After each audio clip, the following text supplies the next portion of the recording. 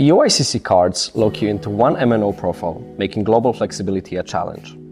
On the other hand, eUICC allows you to switch MNO profiles seamlessly, update profiles remotely, and stay connected no matter where your devices are deployed.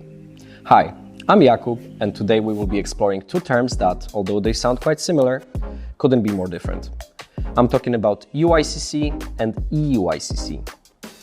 Let's start with the UICC, or Universal Integrated Circuit Card. What is commonly known as the SIM card is technically referred to as UICC.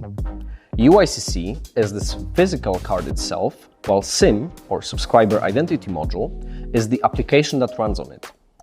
UICC is sometimes referred to as smart card, since it was designed to work with 3G and 4G LTE systems.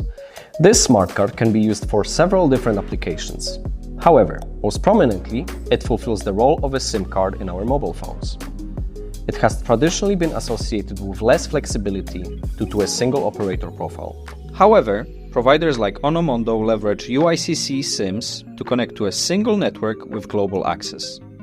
This approach eliminates the need to manage multiple operator profiles, making UICC ideal for IoT applications.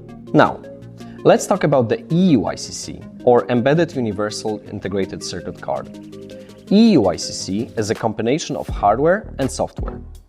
The eUICC software lets users download, manage, enable, disable, and delete an MNO profile remotely. It allows over-the-air switching of MNOs, giving you total flexibility and control over your projects. Now, if you want to dive deeper into the architectural comparison between eUICC and UICC, click the link below. Better? This was great. Fantastic. This was amazing. Yeah. You did great. Good. Thank you.